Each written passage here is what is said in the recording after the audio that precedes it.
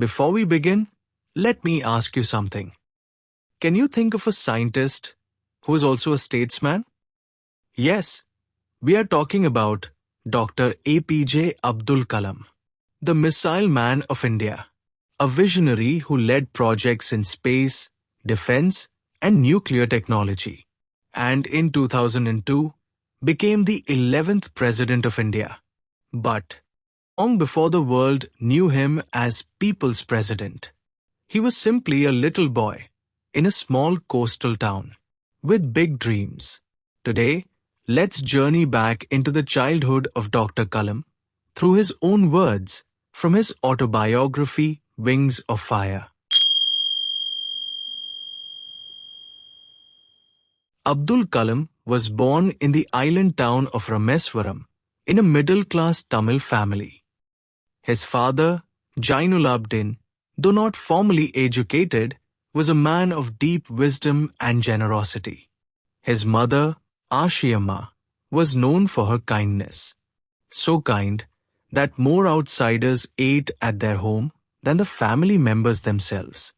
Little Kalam was one among many children, short in height with rather simple looks, a stark contrast to his tall and handsome parents.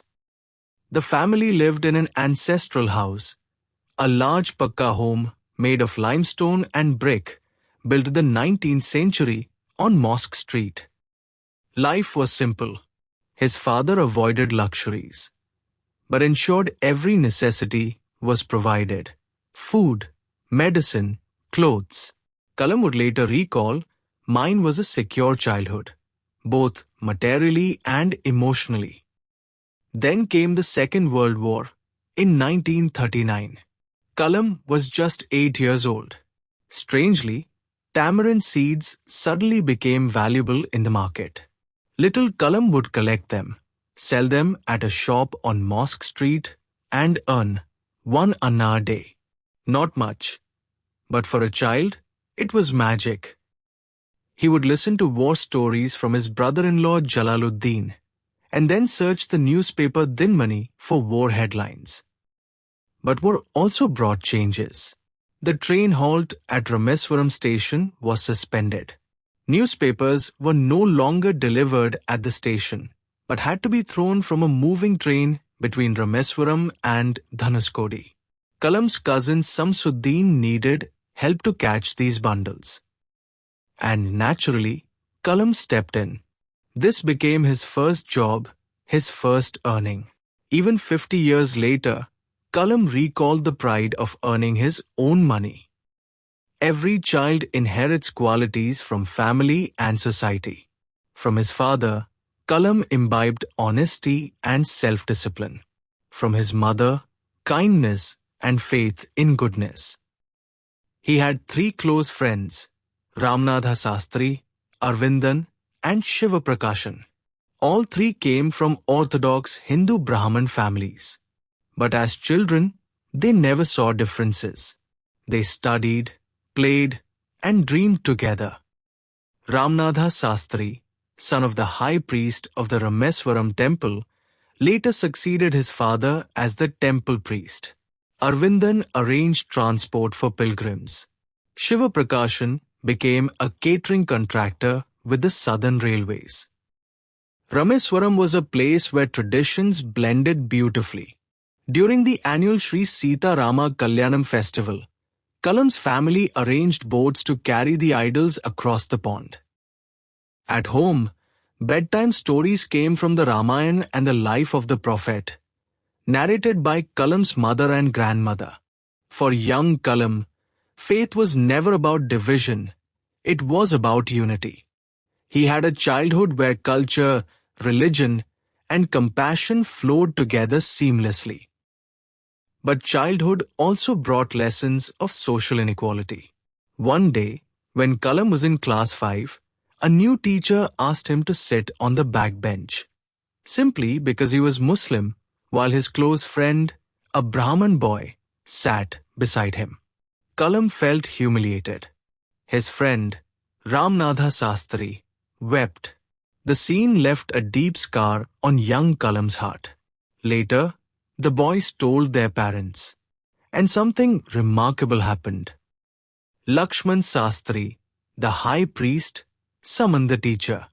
He declared firmly, "Do not poison the minds of innocent children with inequality and intolerance.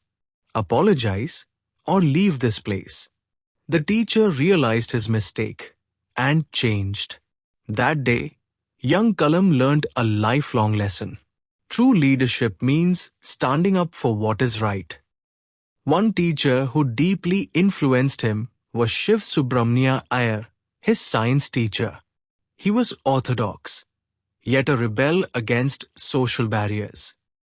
One day, he invited Kalam home for dinner, but his wife refused to serve food to a Muslim boy in her pure kitchen. Without anger, the teacher calmly served Kalam himself and sat beside him as they ate. The following week, Kalam visited again. This time, his wife had changed. She personally welcomed him and served food with her own hands. That moment showed Kalam, change is possible when courage meets patience. As the war ended, India's freedom drew near. Gandhiji's words echoed everywhere. Indians will build their own India. Young Kalam too wanted to spread his wings. He asked his father for permission to leave Rameswaram and study in Ramnathpuram. His father smiled and said, "Abul, I know you must go away to grow.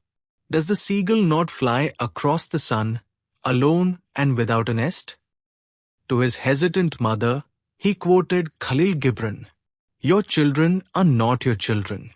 They're the sons and daughters of life's longing for itself. They come through you, but not from you. You may give them your love, but not your thoughts, for they have their own thoughts." With blessings from his parents, Kalam left home to chase the skies that would one day carry his dreams. From the narrow lanes of Rameswaram to the grand halls of Rashtrapati Bhavan, from selling tamarind seeds and catching newspapers, to guiding India's missiles and satellites, the journey of A.P.J. Abdul Kalam shows us one truth. With humility, values, and vision, no dream is ever too big.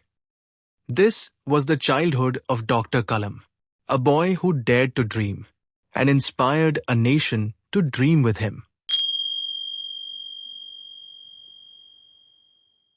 If you enjoyed this story, give the video a thumbs up, share it with your classmates, and don't forget to subscribe for more fun and fascinating stories. See you in the next one.